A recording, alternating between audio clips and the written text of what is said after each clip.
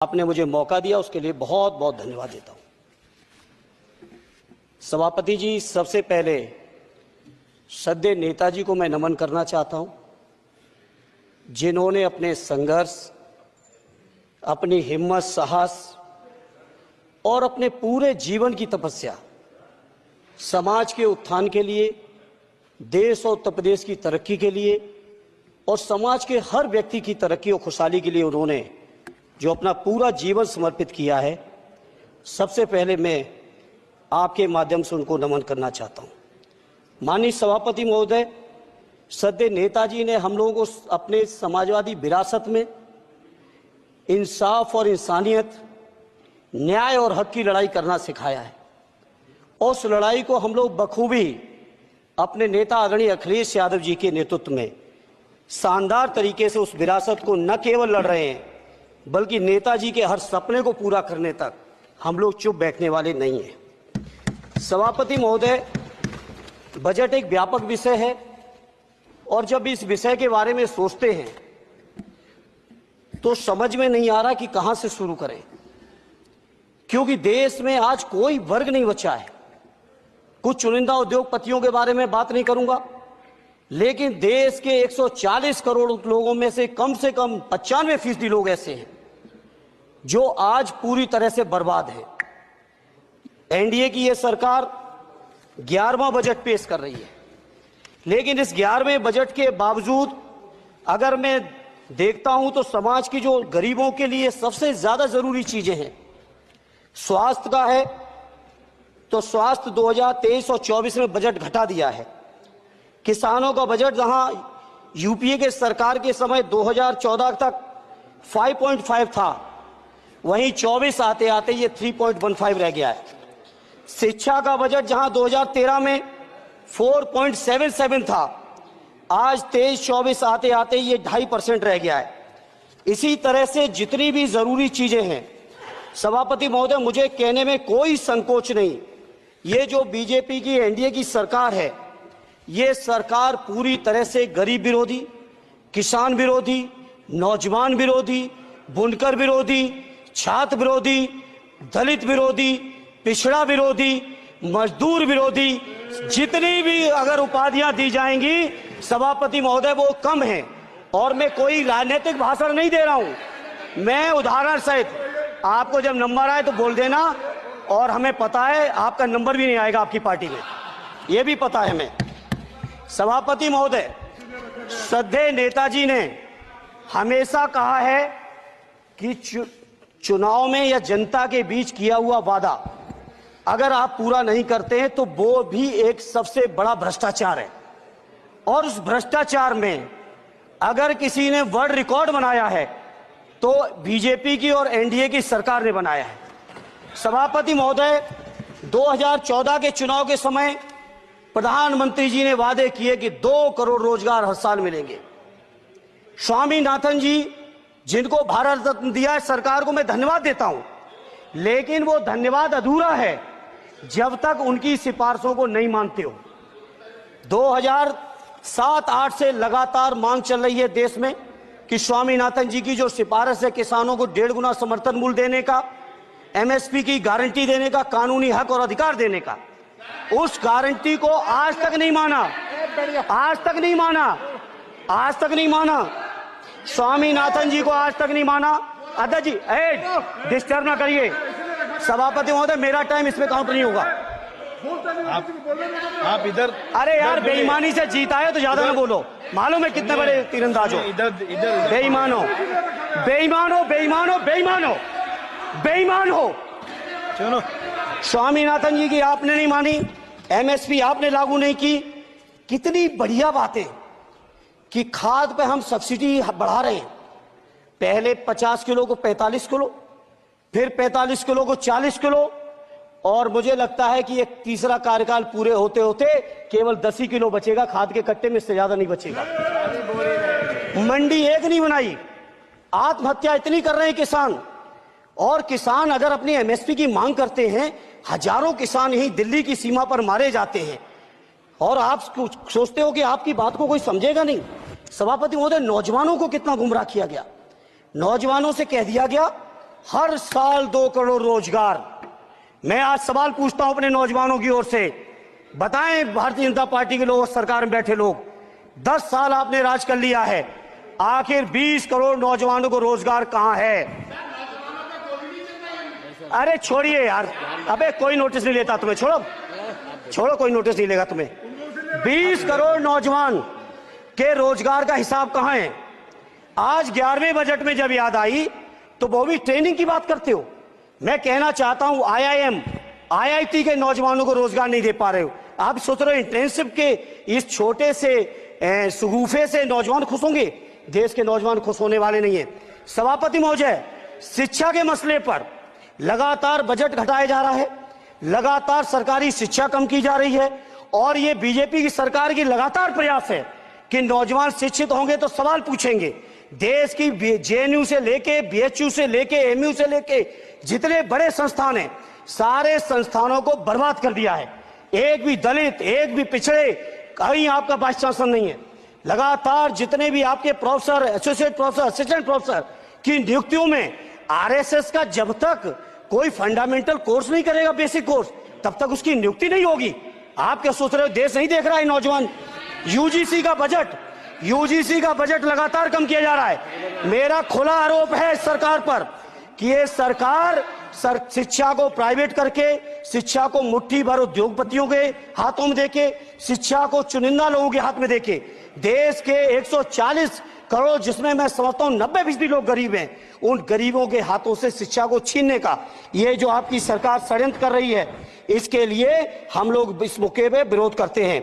लगातार फीस बढ़ा रहे हैं, शिक्षकों की कमी है, रोजगार आप दे नहीं पा रहे हो, सामाजिक असमानता। सभापति महोदय, 2014 में जिस समय सरकार बनी थी NDA की, उस समय देश की जितनी भी जो आर्थिक चीजें थी, जो वेल्थ थी, उसमें पिछड़ों की हैसियत 17% थी, 17%, और आज 10 साल की NDA की सरकार के बाद पिछड़ों की आर्थिक हैसियत हो गई है केवल 9%।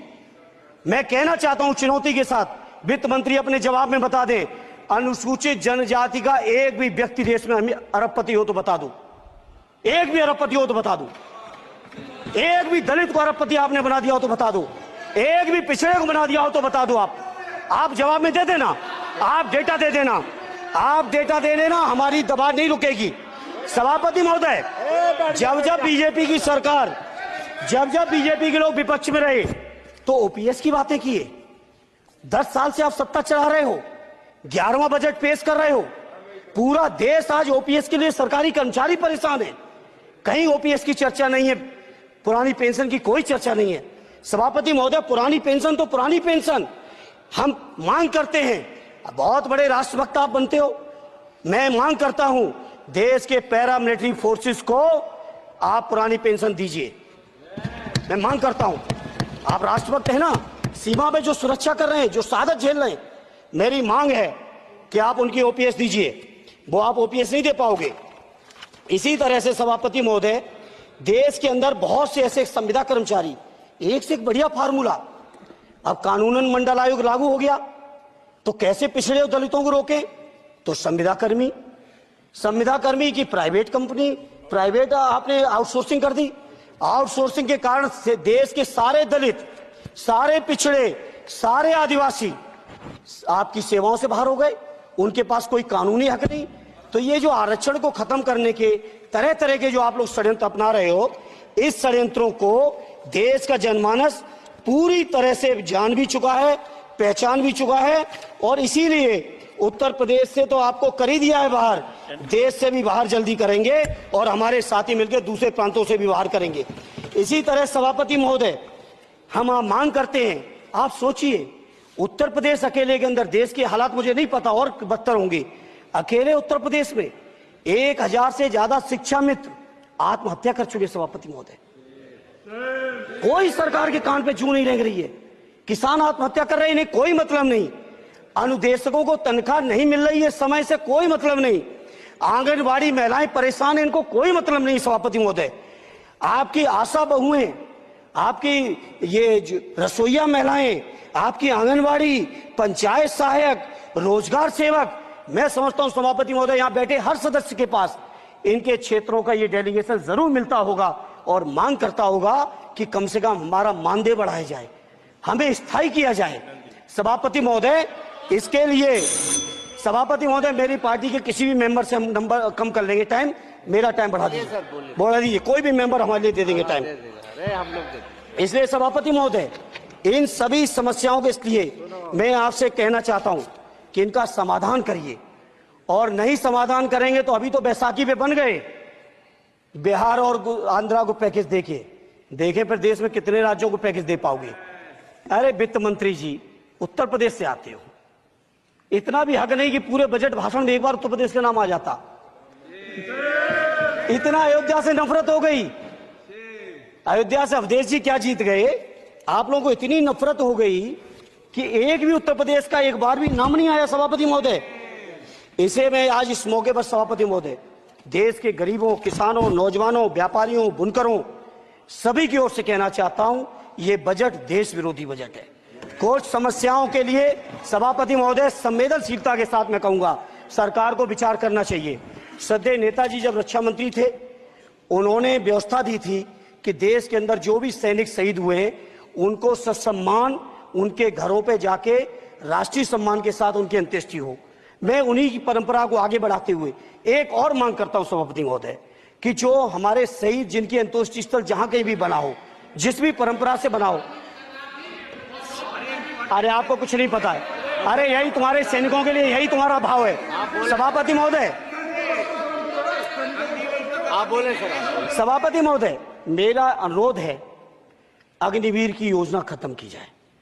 ये 4 साल के सैनिक से देश की उतनी मजबूत रक्षा नहीं हो सकती। नौजवानों को गुमराह करके केवल 4 साल, उन्हें दो ना 60 साल तक रिटायरमेंट, 4 साल बाद वो कहां नौकरी ढूंढेंगे। इसे मेरी मांग है अग्निवीर की योजना खत्म की जाए। साथ ही साथ मेरी एक मांग और है कि जो शहीदों की शहादत स्थल है उसको शहीद स्थल के तौर पर डेवलप करने के लिए केंद्र सरकार को अतिरिक्त बजट देना चाहिए। मैं नहीं समझता हूं इसमें किसी को कोई दिक्कत होनी चाहिए। इसी तरह सभापति महोदय, बातें बहुत लंबी लंबी की जाती हैं, थोड़ा सा मैं अपने क्षेत्र के बारे में कहूंगा। आदरणीय हमारे नेता माननीय राममूर्ति वर्मा जी ने भी कहा है, माननीय लालजी वर्मा जी ने भी, जो बाढ़ की समस्या है, जो समस्या बिहार में है नेपाल से पानी छोड़ने की, वही समस्या उत्तर प्रदेश की भी है। और विशेषकर पूर्वी उत्तर प्रदेश में अगर आप चलिए तो खीरी से शुरू करेंगे, पीलीभीत खीरी से लेके पूरा आप चले जाइए और एकदम कुशीनगर बॉर्डर तक, बिहार बॉर्डर तक पूरी की पूरी समस्या है। घाघरा जब आती है तो मैं समझता हूं इन जिलों के लाखों लोगों को तहस नहस करके चली जाती है। जितना विकास होता है सभापति महोदय, बरसात के समय वो सारा का सारा विकास पूरी तरह से खत्म हो जाता है। इसलिए मेरी मांग है केंद्र की सरकार से कि बजट आप पास कर रहे हो तो कम से कम उत्तर प्रदेश से इतनी नफरत ना करो। 2 बार तो उत्तर प्रदेश की दम पे ही बैठे थे, और तब भी ये वित्त मंत्री जी हंस रहे हैं, इनके यहां भी आता है बाढ़ तो जाती होगी, महाराज बसता तो नहीं होगा, कुशीनगर बसता नहीं होगा, आपका मऊ बसता नहीं है, आजमगढ़ बसता नहीं, अंबेडकर नगर बसता नहीं, बहराइच बसता नहीं, खीरी बसता नहीं, श्रावस्ती बसता नहीं, पीलीभीत बसता नहीं, बलिया बसता नहीं है, कुशीनगर बसता नहीं है, गोरखपुर बसता नहीं है। इतने जिले तो हमारे उत्तर प्रदेश के प्रभावित हैं। तो बिहार की तरह से एक विशेष पैकेज हमारे उत्तर प्रदेश के लिए भी दे दो। कम से कम इतना तो कहने की हिम्मत रखो, केवल चीखने के लिए बैठे हैं सबके सब। सभापति महोदय, दूसरा एक मैं बात, हमसे पूर्व जो सांसद रहे हमारे आजमगढ़ के, बड़ी लंबी लंबी बातें की, गोरखपुर से आजमगढ़ होते हुए बनारस तक का हमने रेलवे लाइन स्वीकृत करा दिया। सभापति महोदय, मैंने जब पता किया अधिकारियों से तो सच्चाई ये है कि अभी उस पर एक भी पैसे का बजट का आवंटन नहीं है, नहीं है बजट का आवंटन।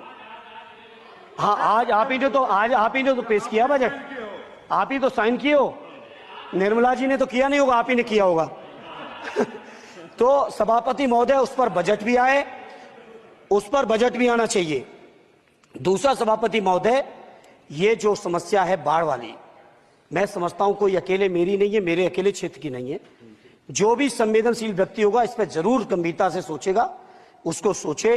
इसी के साथ मैं अपनी पार्टी की ओर से इस जन विरोधी बजट का पुरजोर विरोध करता हूं। बहुत बहुत धन्यवाद। श्री सुखदेव भगत जी।